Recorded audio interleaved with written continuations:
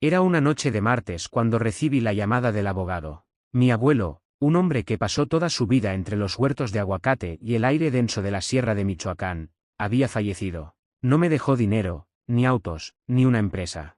Me dejó una cabaña de piedra y madera en las afueras de Uruapan y un sobre de papel estraza con mi nombre escrito en una caligrafía temblorosa. Como estudiante de leyes, mi mente está entrenada para buscar la lógica, el orden y la evidencia. No creo en leyendas, no creo en espantos y mucho menos en supersticiones de pueblo. Por eso, cuando leí la cláusula del testamento que me obligaba a pasar 7 noches seguidas en la propiedad para poder heredarla, solté una carcajada. Pensé que era el último rastro del sentido del humor retorcido de mi abuelo. Sin embargo, dentro del sobre había una hoja de cuaderno arrancada con una sola instrucción: a las 3 de la mañana, pase lo que pase, no abras las cortinas. Alguien estará barriendo el patio. Él limpia el camino para los que vienen después. Si lo mirís, los que vienen detrás se darán cuenta de que puedes verlos.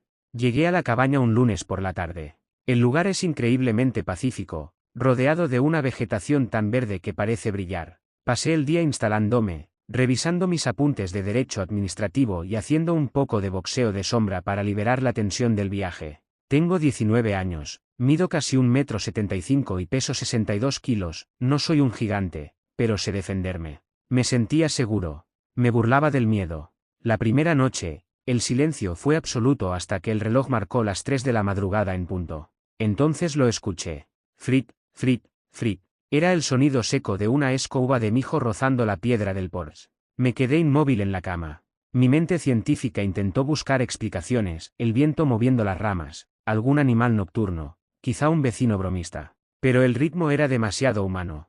Demasiado constante. Me cubrí la cabeza con la cobija y esperé. A las 3:33 de la madrugada, el sonido se detuvo y el bosque recuperó su calma. Para la tercera noche, mi escepticismo empezó a resquebrajarse. La curiosidad es un defecto profesional en mi carrera, y esa noche fue mi peor enemiga. Afuera soplaba un viento frío que se filtraba por las rendillas de las ventanas. El sonido de la escoba comenzó de nuevo, pero esta vez fue diferente. Escuché un golpe seco contra la madera de la puerta principal, como si el mango de la escoba hubiera chocado por accidente. Sin pensarlo, me levanté. Caminé descalzo sobre el suelo frío de madera y me acerqué a la ventana que daba al patio delantero. Con el corazón martilleando contra mis costillas, separé las cortinas apenas unos milímetros. Allí, bajo la luz de una luna pálida, vi a un hombre. Era extremadamente alto, tanto que su cabeza casi tocaba el alero del techo. Vestía una ropa de manta blanca, impecable, que parecía emitir un brillo tenue en la oscuridad.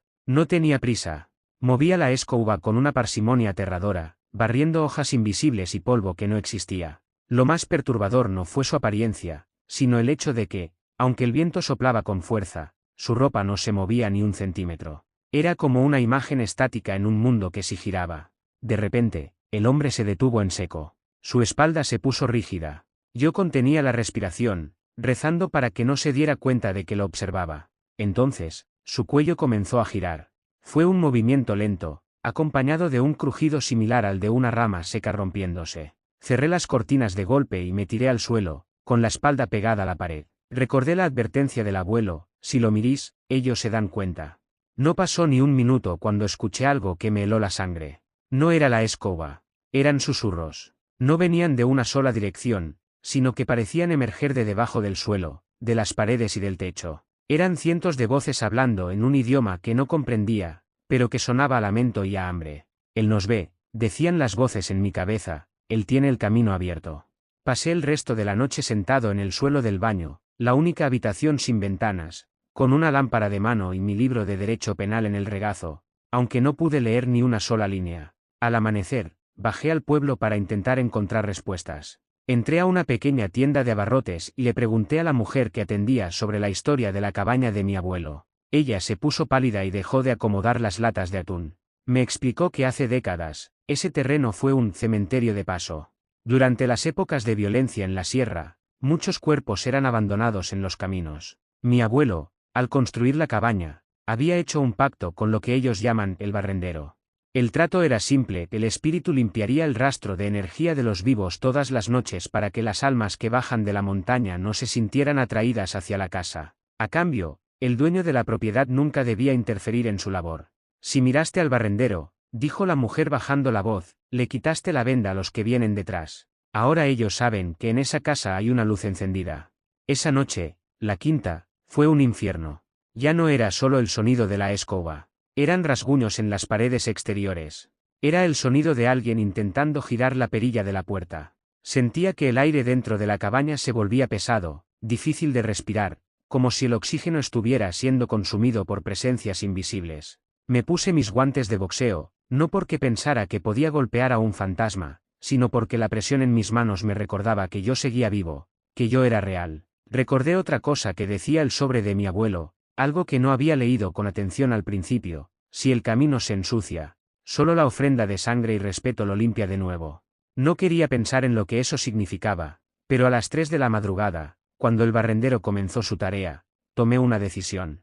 Salí a la cocina, tomé un cuchillo y me hice un corte pequeño en la palma de la mano. Abrí la puerta principal, sin mirar hacia afuera, y dejé caer unas gatas de sangre sobre el escalón de piedra, junto con un cigarro y una pequeña moneda de plata que llevaba en el bolsillo. Sé que estás ahí, susurré con la voz quebrada. Respeto tu trabajo. Limpia mi camino. El sonido de la escoba se detuvo. El silencio fue tan profundo que me dolieron los oídos. Entonces, escuché un suspiro largo, un sonido de alivio que pareció recorrer todo el bosque. Los rasguños en las paredes cesaron. Los susurros desaparecieron. Sentí una mano fría, ligera como una pluma, tocarme el hombro por un segundo antes de que una brisa cálida cerrara la puerta frente a mí. Completé las 7 noches. Al final, el abogado me entregó las escrituras y me felicitó por mi valentía. Ahora la cabaña es oficialmente mía. A veces voy los fines de semana para estudiar en paz o para entrenar lejos del ruido de la ciudad. Pero nunca olvido la regla. A veces, cuando estoy en mi departamento en Uruapan, estudiando para un examen importante a altas horas de la madrugada, escucho un leve rous en el pasillo exterior. Frit, frit, frit. Sonrío, aunque se me erice la piel.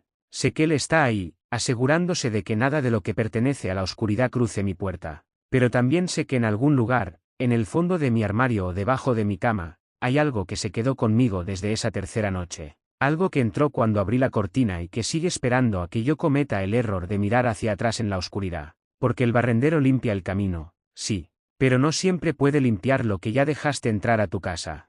Pasaron 3 meses desde que heredé la cabaña. Intenté retomar mi vida normal, mis estudios de derecho, mis entrenamientos de boxeo por la tarde y el desarrollo de mi plataforma de ropa. Pero hay algo que no te dicen sobre sobrevivir a un encuentro con lo inexplicable: el miedo no se va, solo se muda de habitación. A pesar de que el trato con el barrendero parecía sellado, empecé a notar cambios en mi propio departamento en la ciudad.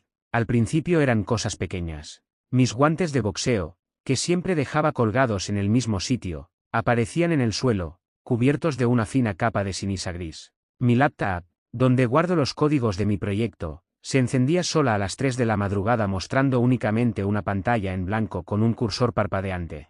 Lo peor ocurrió una noche de lluvia intensa. Estaba durmiendo cuando un olor penetrante a tierra mojada y flores de muerto me despertó. No venía de la calle. Venía de debajo de mi propia cama. Me quedé petrificado. Recordé lo que la mujer de la tienda me había dicho: al mirar, le quitaste la venda a los que vienen detrás. Entendí que el barrendero me protege de lo que viene de afuera, pero lo que entró a mi casa esa tercera noche en la cabaña ya era parte de mi equipaje. Sentí un peso en el colchón. Algo se estaba sentando a los pies de mi cama. No era un peso humano. Se sentía como si el aire mismo se hubiera vuelto sólido y frío. No me atreví a prender la luz. En la penumbra, vi una silueta encorvada. No era el barrendero. Esta figura era baja, con extremidades demasiado largas y dedos que terminaban en puntas afiladas que rascaban rítmicamente las sábanas. Frit, frit, frit. Estaba imitando el sonido de la escoba, burlándose de mi protección. ¿Qué quieres?, susurré, sintiendo como el frío me entumecía la mandíbula. La figura no respondió con palabras. Emitió un sonido gutural, como si estuviera intentando hablar con la garganta llena de tierra. Lentamente, empezó a arrastrarse hacia mi almohada. En ese momento, la disciplina del boxeo tomó el control de mi cuerpo. No por valentía, sino por puro instinto de supervivencia. Lancé un golpe hacia la oscuridad, pero mi puño solo atravesó un vacío helado que me quemó la piel. De pronto, un golpe violento sacudió la puerta de mi departamento. 3 golpes secos, potentes, que hicieron vibrar las paredes. La figura a los pies de mi cama se evaporó instantáneamente, dejando tras de sí solo un rastro de ceniza fría. Corrí a la puerta y miré por la mirila. No había nadie en el pasillo, pero en el suelo, justo frente a mi entrada, había una pequeña rama de pino perfectamente barrida y un rastro de agua que formaba un círculo protector. Él me había encontrado en la ciudad. El barrendero no solo cuidaba la cabaña, por alguna razón, ahora custodiaba mi vida. Pero la protección tiene un precio. Cada mañana, al despertar, encuentro que mi reloj se ha detenido exactamente a las 3:33 de la madrugada. Mi salud ha empezado a flaquear, he perdido peso y mis ojeras delatan que ya no descanso. He vuelto a la cabaña una vez más, no para dormir, sino para buscar respuestas en el diario de mi abuelo que encontré oculto bajo una tabla del piso. La última entrada decía: el que mira al que limpia, se convierte en el faro. La luz que atrae a los perdidos no se apaga con oraciones, solo se hereda. Ahora entiendo por qué mi abuelo siempre estaba solo, por qué nunca dejaba que nadie se quedara a dormir. No era amargura, era piedad. Estoy atrapado en un equilibrio frágil, tengo al guardia más poderoso en mi puerta, pero tengo a los invitados más oscuros deseando que baje la guardia. Si alguna vez me ven por las calles de Uruapan, distraído, mirando hacia las esquinas oscuras donde no parece haber nada, no me saluden. Solo sigan caminando. No quieren que la luz de mi faro los alcance a ustedes también. Comentarios destacados. @abogado errante 99. Soy estudiante de Derecho también y te juro que después de leer esto, no pienso quedarme a estudiar después de las 12. La forma en que describes el sonido de la escoba me puso la piel de gallina. Excelente historia. @Michoacán Mágico. Esa zona de la sierra cerca de Uruapan tiene vibras muy pesadas. Mi abuela decía que nunca hay que responder a los ruidos rítmicos en la noche porque les das permiso de entrar. Cuídate, compa. @horror narrador, que giro.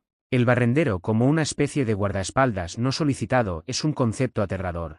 La parte 3 tiene que ser sobre lo que dice el diario del abuelo por completo. @user-772. ¿Alguien más se dio cuenta de que el sonido frit frit que hace la criatura es para engañarlo? Eso es lo más perturbador de todo. No puedes confiar ni en lo que escuchas.